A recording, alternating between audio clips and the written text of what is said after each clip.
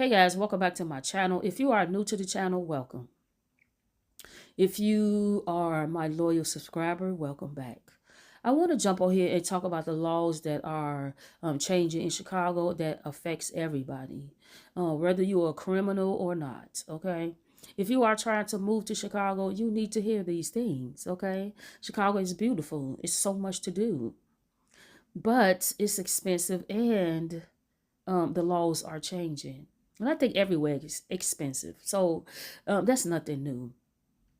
But as a traveler, I've noticed that. Okay. So as you see this state's attorney, Burke, right here on the screen, she decided to overrule Kim Foxx that was in that seat 2 years ago, her laws. And Kim Foxx laws were kind of soft on crime, but only theft, only theft. People need to understand that, only theft, because people steal every day. We know that, and nobody wants to be honest. That's what my page is about, theft. I have a page about theft, retail theft, coupon theft, all type of theft. Yeah, people steal in all types of ways, but nobody wants to talk about that. Across America, Burke decided to create her own law, and that is anything above $300, $300 and above. Report on Cook County State's Attorney Eileen O'Neill Burke's first 500 days in office shows sharp increases in felony charges and pre-trial detention. The report, published by Chicago Appleseed Center for Fair Courts, says O'Neill Burke lowered the felony threshold for retail theft back to $300 on her first day in office. The result?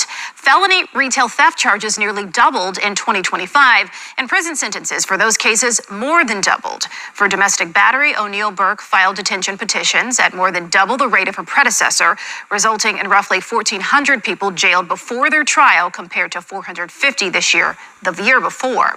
The report also says O'Neill Burke eliminated lists tracking officers with histories of misconduct or false testimony.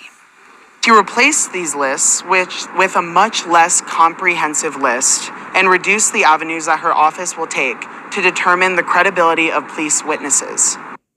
The Cook County State's Attorney's Office responded to us by saying they believe their pre-trial detention policies are one of many factors that contributed to Chicago's drop in violent crime last year. It is time for us to stop believing everything that we see on the news media, because they always push a narrative that is not always good for the people. So always go beyond the news media. Go read non-government articles. It's a lot of them out there that is honest and truth. Show you the numbers.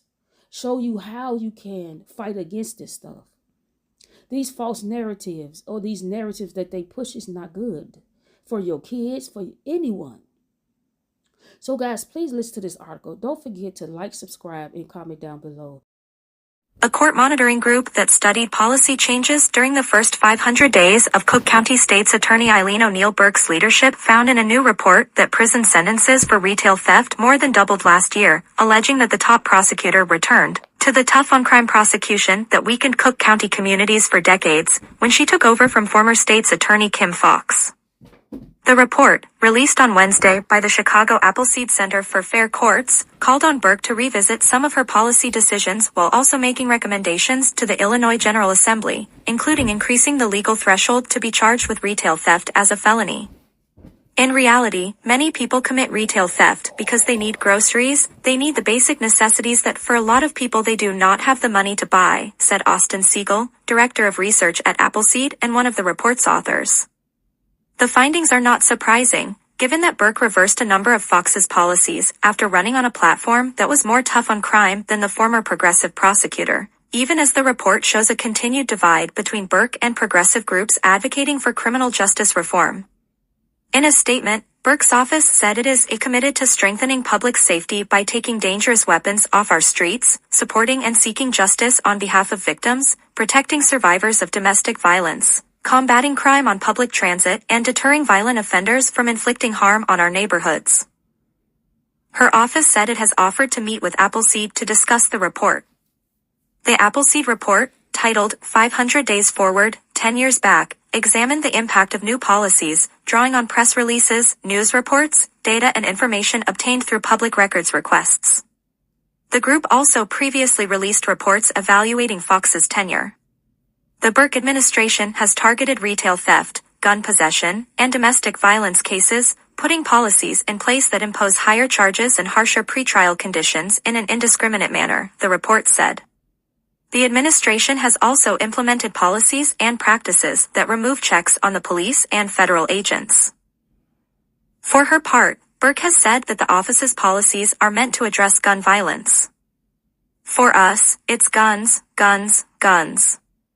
Every single day, Yvette Loizon, chief of policy at the state's attorney's office, previously told the Tribune.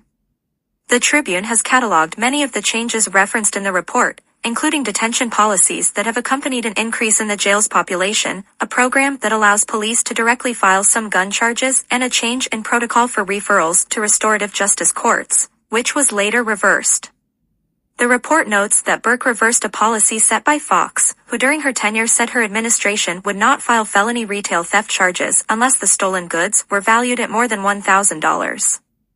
Illinois law sets the threshold at $300, which is what Burke has now directed prosecutors to use. According to the report, 36% of retail theft cases were charged as felonies in 2025 compared with 18% in prior years.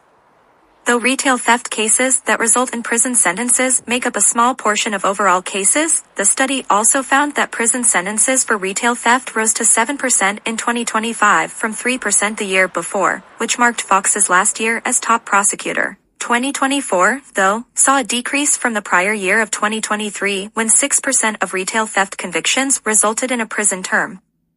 The study's authors called on the Illinois General Assembly to increase the threshold that allows prosecutors to file retail theft charges as a felony, noting that the state's $300 bar is one of the lowest in the country. In 2011, lawmakers increased it to $300 from $150. In 2019, legislators filed a bill that attempted to raise the threshold to $2,000. Given that retail theft is largely a consequence of poverty, imprisoning people convicted of retail theft for multiple years only serves to exacerbate the problem and destabilize families and communities, the report said.